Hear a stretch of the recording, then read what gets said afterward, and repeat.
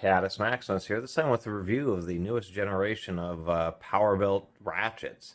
This happens to be a 7-inch long indexable 1/4-inch drive, but they have these in a variety of handle lengths, as well as 3/8 and 1/2-inch drive, both straight and flex. And they're actually pretty nice. This is made in Taiwan, and what I didn't realize is that PowerBuilt's all owned by All Trade Tools. Now, PowerBuilt's been around for like 30 years or so, and their quality is pretty good, and then they kind of went down for a while, and then they really disappeared from a lot of the shops and the stores. Shucks, which was bought out by O'Reilly's, used to carry them, and they stopped carrying that brand except for a couple of sockets here and there. But it seems that this is All Trade, hailing out of Reno, Nevada.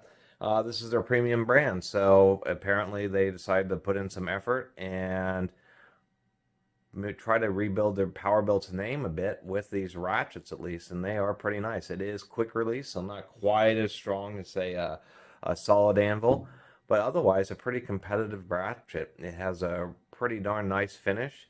They do use a through pin, but that's okay because they can be a little bit stronger than screws because you don't have any of the screw threads. And since it's indexable with the spring-loaded mechanism in there, they're not really worried about it getting loose over time. I do like this indexing method that they use on it, just because it gives you just a few more notches. This is the same type of system where sometimes they'll have a locking switch. This isn't locking, but it just gives you a little bit finer increments, as opposed to ones like in this Gear Wrench 120 where they use just a ball bearing detent, and that gives you coarser graduations. So you just don't have as many steps, and you can't find quite the perfect angle quite as easily. Also, over time, the single ball bearing tends to wear a groove, and you get a little bit less effect. That's why I kind of like this system, because it has this kind of wide pawl in there, and so it tends to maintain its stiffness a little better over more cycles. It is a pretty compact head, and that's something I will have to point out here, is it's actually quite a bit smaller than the Gear Wrench, yet is about the same height. Now, this Gear Wrench is a 120, so they have to make the head a little bit wider to accommodate the height tooth count, and I think PowerBuilt did a great job here just by choosing 72 teeth. It's just plenty of teeth, but they still give you quite a bit of confidence. Lower tooth counts have deeper and coarser teeth, which tend to just hold a little better. The switch is super low profile. I guess the one thing I really worry about the switch is that it's so small and so low profile. It's flat, so I'm not so worried about it breaking off, but under really heavy use, or this getting abraded or anything like that in the bottom of a toolbox, I worry about it just a little bit. The other thing that's odd is it does seem like this is one that can be rebuilt. It has this kind of odd little plastic thing in there with a little notch. I was trying to dig it out, but I was having a hard time dealing with it. I should mention that however they've designed it, the ratchet anvil is pretty good, pretty stiff. There's just a little bit of wobble, just a tiny bit in and out, and just a tiny bit up and down. It's really good compared to the Gear Wrench. I mean, this anvil is all over the place compared to the PowerBuilt. So I'm actually pretty proud of them for that, making sure it has a nice tight anvil.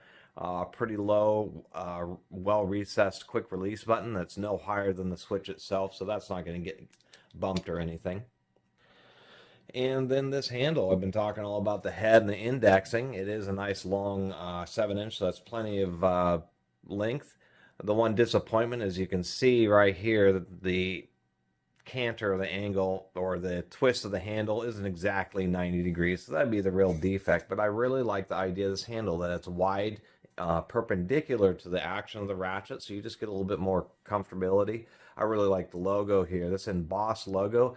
I can imagine so many tools that are roll stamped, if they actually had embossed logos, they would look pretty good. And then it's this concave section, so if you're in odd situations or you're trying to place the ratchet, or you just can't have a very good grip on it, instead of trying to hold on to any type of a round section, even if it has knurling, which very few ratchets these days do, this concave section here actually just gives you something to grab onto. It gives you a nice purchase of the ratchet with your fingertips, and it, with the larger size ratchets, that only just gives you a better area to grip. And I think it's actually a pretty good idea. I also like the fact that because it's flat, that you can feel which direction. So if you're trying to reach a fastener, sometimes you're having a hard time and you don't know that the ratchet's just turned a little bit, off angle, and you're sitting there battling with it.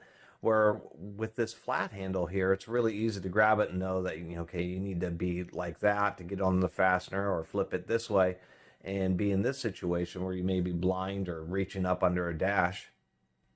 I actually like that aspect. It can reduce hassle in certain situations, just because you can feel without looking, and basically which direction the ratchet is pointing.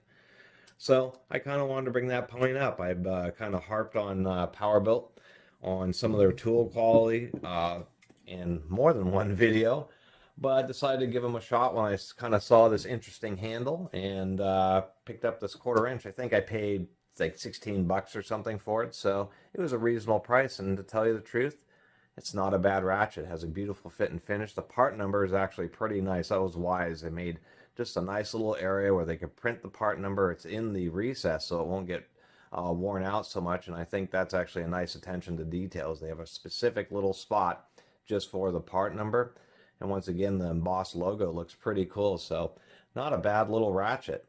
And actually, I think the larger sizes would be pretty handy too. So maybe over the months and years, I may build up a little collection of these.